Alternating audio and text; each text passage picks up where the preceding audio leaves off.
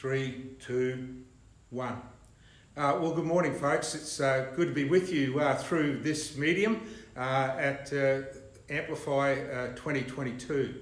And my opportunity is to be able to share with you something of the story and the calling and the nature of the ministry of religious instruction in state schools.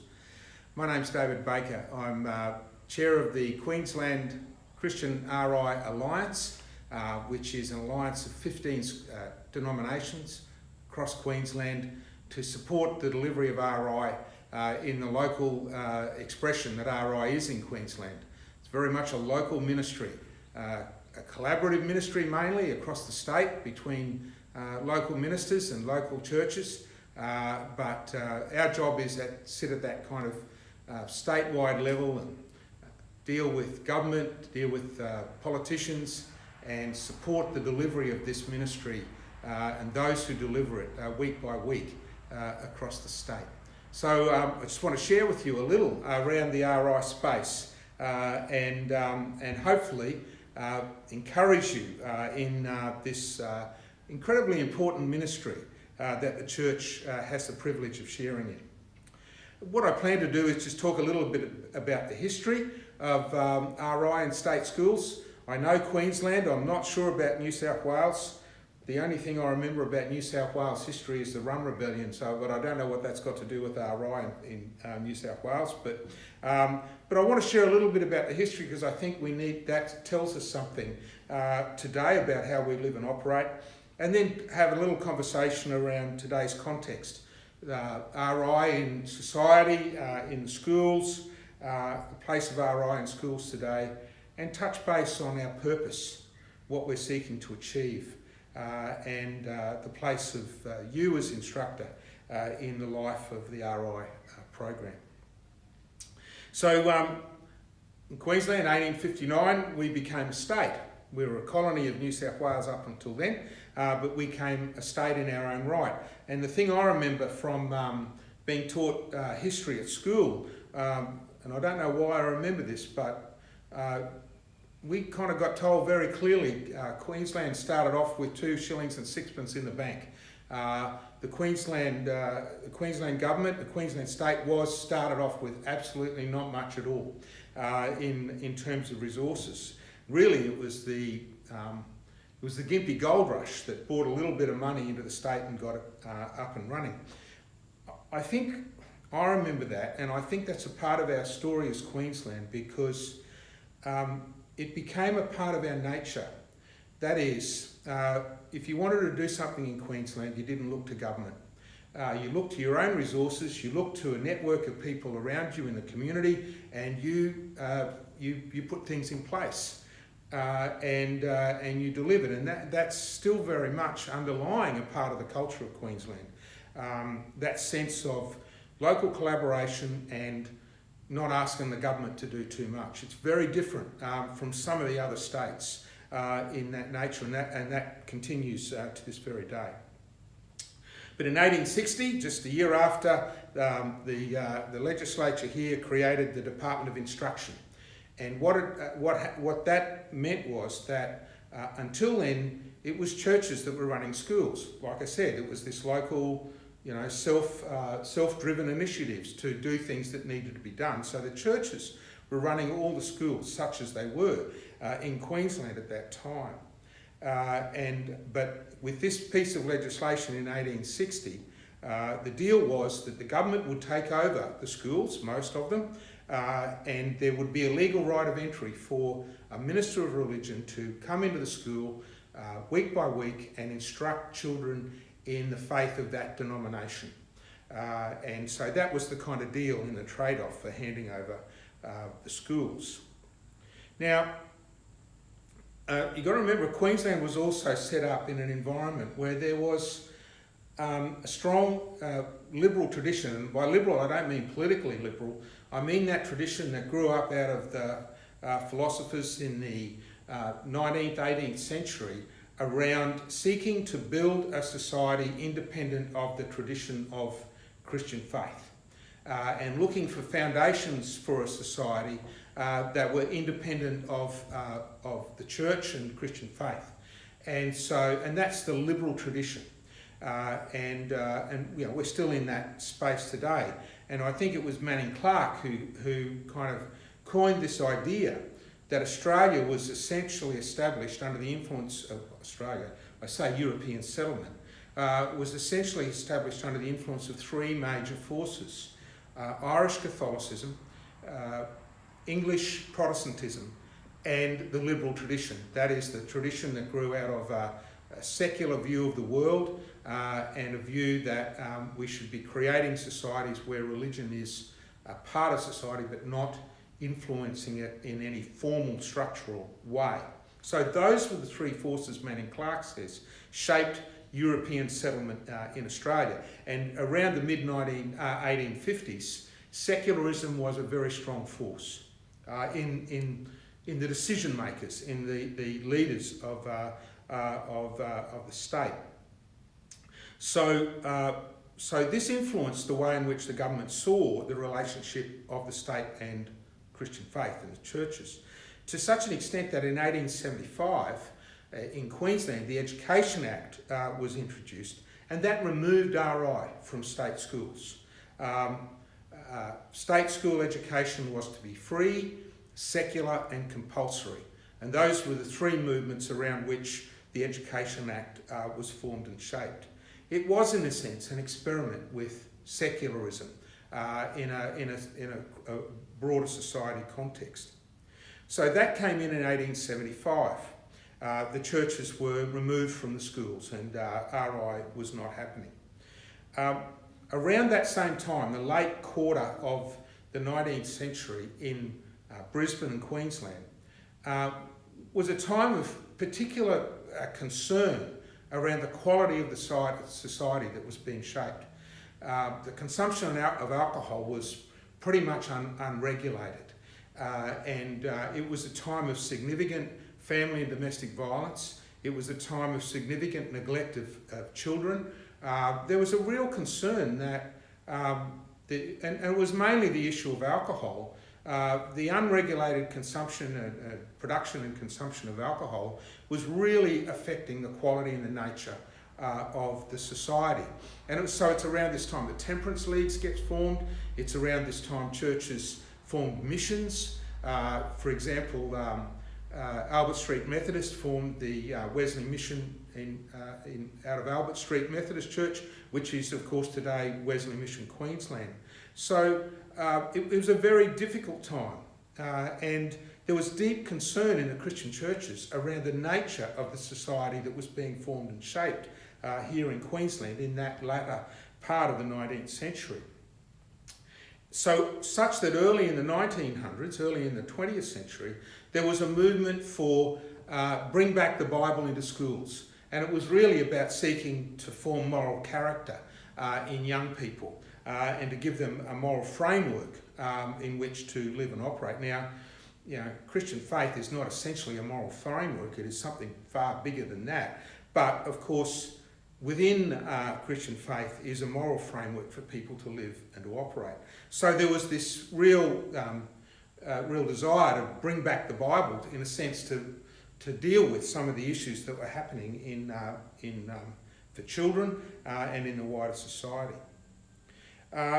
It was an Anglican priest by the name of Canon David Garland, who came up from Armidale, from New South Wales, who came into Queensland and was quite shocked by what he saw in terms of the nature and the culture of the society and the way things were going. He had a deep social conscience. He was a supporter of the rights of Indigenous people, and he was a powerful organiser and entrepreneur, social entrepreneur. In fact, he's the guy that got Anzac Day in the shape that it is today. Deeply influential person, out of his own passion and commitment and capacity to organise. So he came in behind this Bible in State Schools League, and eventually there was a referendum. There was a referendum besides an election in 1910, and the referendum was actually passed. 54 to 46% of that plebiscite wanted to see Bible instruction RI back in schools. And so in 1911, RI was reintroduced into state schools in Queensland. And I think it's important to hear that story because, the West has a sense of, underlying sense that history is linear and progressive, and it just keeps on going the way it's going. And while we're in a context of, in a sense, a reassertion of secularism at this point in time in our life, it's important to hear that this is not the first time, and it's important to hear that that when people organise and get their act together to address the political environment over some social issues, they can actually make change. And so I think that sense of just challenging the idea of the progressivism and the linear nature of our societies is really important, and understanding that that we as we gather and collaborate can actually influence the decisions of government and as we address issues that we're seeing in society. So I hope we can pick up some encouragement for that. One of the things around that 1910 referendum is the issues lying behind it could be that women got the vote not long before. And so women particularly were seeing issues that they wanted to have addressed in the way in which society was happening. And there's an argument that it was the women's vote that got that referendum up. So in today's context, RI, as I said, is a very locally driven, locally owned ministry. It's overwhelmingly collaborative. So the ministers in the local area will gather together, will organise for a coordinator, will organise for a curriculum, and will deliver this ministry collaboratively, which is really a great witness in and of itself for the church in the wider community, to demonstrate that we as a Christian church can work closely together on a very significant ministry. We operate now in the wider society in a human rights framework, increasingly so. The human rights framework is increasingly the kind of philosophical framework under which we live and operate. It used to be really, in a sense, British common law, the Westminster system, but this human rights framework is increasingly coming into the way we understand how we operate as a society. And in some senses, that idea comes along with, if you're a multicultural society, if you're a multi-faith society, then what is the framework that binds you together, that is your foundational support? And in some senses, what we're seeing is that this idea that the secular vision of humanity, is expressed in the human rights covenants and the human rights declarations, is that structure which underlies this diversity, which is a part of our culture and a part of being Australia today. And of course, in local schools are under some significant pressure around managing this diversity, around how the diverse cultures and backgrounds that come together at a school. Well, what's going to be the fundamental in which we can all live together, cooperate together, and work together, and share together. So schools are having this quite challenging space. It's one of the spaces, you could say, in which society is that challenge is being really located. And of course, the other big challenges for schools is the increasing demands on schools to take over, to address issues that traditionally, normally were the family addressed. And so they're in a particularly challenging space, many of our schools. And the question is, well, where does RI fit in with that? And of course, we believe RI fits profoundly strongly into that, because RI, in telling the story of Jesus, in telling the story of the faith of the church, Christian faith, we are speaking about things that are about identity, that are about how you live with a neighbour who's different, how they're called to love your neighbour, the call to respect the innate dignity of every human being, and that dignity is not based on some particular characteristics It's based on the fact that they are human. And to be human is to be made in the image of God. So it is a fundamental dignity that we're called as Christians to manifest and to talk about, but also to live out in our Christian faith. And that is a profoundly strong gift to a society that is celebrating, recognising, acknowledging a multicultural space and a space of diversity. The rock on which the Christian faith stands is the identification, God's identification in Jesus of Nazareth with human beings, and the faith of the Jewish tradition and the Christian tradition in the fact that we are made in the image of God. And that's a dignity that is just profound and deep and independent of any particular characteristic of gender, of sex, of race, or of creed. It's a really important, I think, dynamic for us to be able to proclaim, and an incredibly helpful thing for the Christian church to be able to bear witness to in the challenges that we're facing today as a society. RI in state schools in Queensland is opted in by parents and guardians. Another really important issue. This is the opportunity for parents to exercise choice as to in a sense, the faith framework, the belief system that they want their child to be exposed to have some encounter with in their life, and their child to explore. And one of the really important things that's emerging, I think, in our curriculum development is the concept that our curricula, the things that we work together, that we share with children as we share the story of Jesus, is that they have an opportunity to explore, an opportunity to discover, and to an opportunity to question the Christian faith as it's lived out and as it's experienced and taught. My learning in RI was I did some training in going into the RI space in the early 1990s, and the thing I took away from that training was that RI is about the opportunity for the world as it is, the world of the child, and the world of Christian belief and faith can interact and speak to each other. And that really every lesson that we share with children in state schools is about those three worlds interacting and speaking with each other. I find that a really important framework to understand RI. We're not coming into a space and just kind of, tipping the gospel bucket on young people.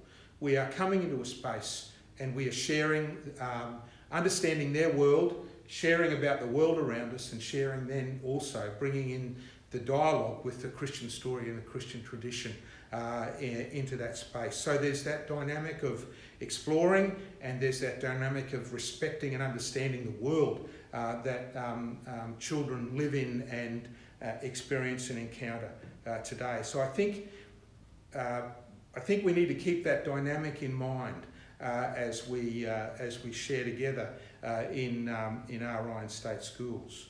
The parents have chosen for their children to learn about the Christian faith, to see what that Christian faith might mean for them.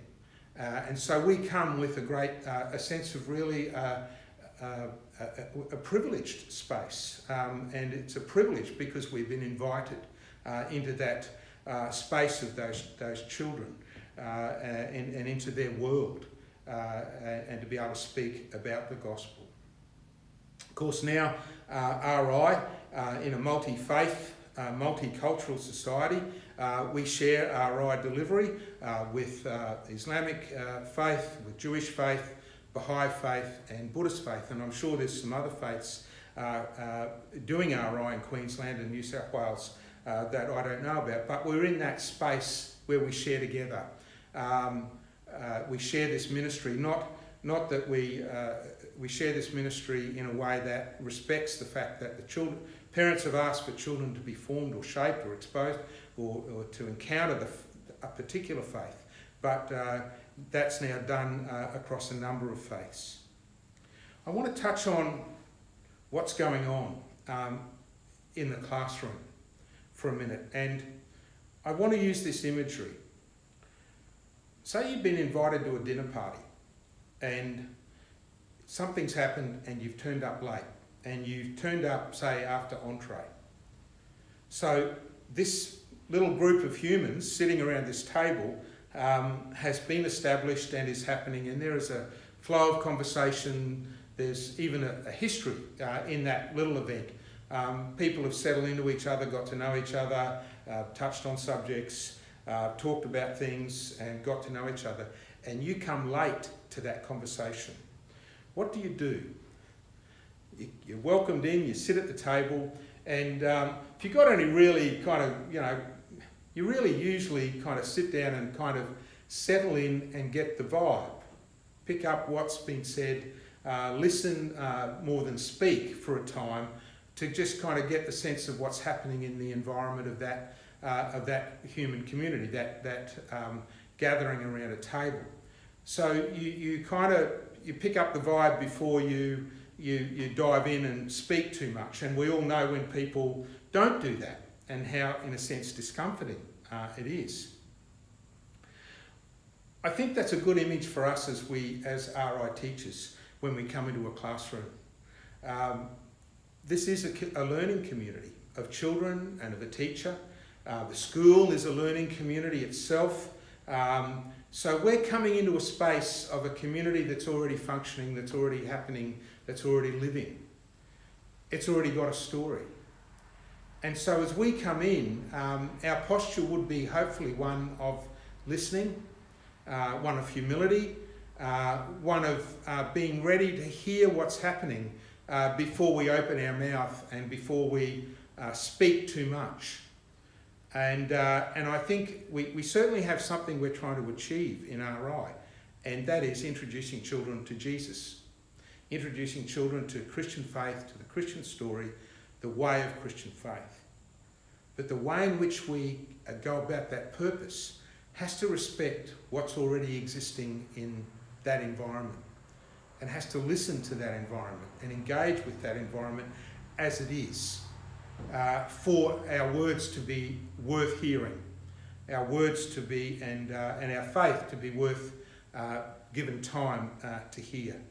So I want to encourage us as we think about the culture around us, as we think about the culture of the school, the culture of the classroom, that we have been invited into a space to speak our faith, and we've been asked to speak that. We've been given permission to speak that into the lives of children. But how we do it is absolutely critically important. I think of the call of Moses. The people of Israel were suffering as slaves in Egypt, and God said to Moses, "I've seen what's happening to my people. I've heard their cry for help. I know they're suffering, so I'm sending you." So I think it's important and incumbent upon us as we enter into this space to take some time to see and to know, to hear, to understand what's happening in the life of children and young people. And a quality curriculum will help that happen. So we move into this classroom. We move into that spiritual dynamic. But we are also called, to do the things that respect the nature of this school. So now, in the world we're in, compliance and assurance of quality are big things, and so we have to engage as instructors and in the curriculums that we engage in with those quality assurance programs. And they are foundational to the confidence that the school, parents, the wider society has that we will be behaving in a way that's appropriate to children and to their world and their needs. There's an old saying that I heard somewhere that says, boys learn the teacher, girls learn the subject. Or it might have been, boys learn the teacher before they learn the subject. And I just want to touch finally on this issue about us as instructors in the space of the state school classroom. My sense is we are going to remember an encounter with, children are going to remember an encounter with a teacher, with an instructor, a person of faith. They're going to remember the nature of that encounter, probably more than they will remember the content of that lesson. Or the nature of that encounter is going to be more a stronger influence than the content of a lesson. And I talk to people who are in Christian ministry today, and I've heard them say to me, I came from a non-Christian background, but I went to RI, and what I saw in the RI teacher was what was influenced me about who Jesus is. So I want to encourage you to think about and prepare yourself in prayer, in meditation, in reflection, about the posture that you bring to the RI lesson. And if the theme of Amplify this year is anchored, then I just encourage you to anchor yourself in the faithfulness of Jesus Christ and in the capacity of God by His Spirit to do the work that God wants to do in the life of the world, and to rest in that. There's lots of stuff going on that could make us anxious about about the world, about the place of the church, the gift the church has to the world. There's lots of stuff that could make us anxious and make us driven. But I think the thing, if the thing that we have to do, and particularly so in this space, is to come with a confidence that God is working out God's purposes in the world, and our call is to be faithful to that. Our call is not to be able to say we know exactly at any given point of time how it's going. And we have to kind of be anchored in the confidence of the capacity of God to do what God is doing and what God will do. And of course that theme of anchor is very important part of Christian faith for children also, because the core part of the Christian faith to the children who come is you're a child of God. You belong, you matter. Your life is intrinsically valuable to God, and your life is not about the characteristics of your personality. It is about you being made in the image of God, and that's a rock on which you can build your life. So this theme of anchored, I think, speaks into our ministry in RI. Psalm 8 talks about the wonder of creation and turns in its space to the wonder of being made in the image of God. You have made us a little lower than angels. Paul's writings, Paul, who explored the mystery of the ministry of Jesus and of the death and resurrection of Jesus, saw it clearly as something that was a gift to the whole human race and changed the nature of the way we see each other. That's what we're about in RI, helping every child understand that they're a child of God, that they matter and they belong. And of course, if that's true, then it's true for the kid who's sitting next to them too, and the call to let that be manifest. So thank you for the opportunity of sharing with you today. I'll just leave you with, there's a conversation to happen now, and what's squared away for you in this little dialogue that we've had. What are some points for you that come up that you want to ponder on? And what's circling around in your head that you're going, oh, what about that?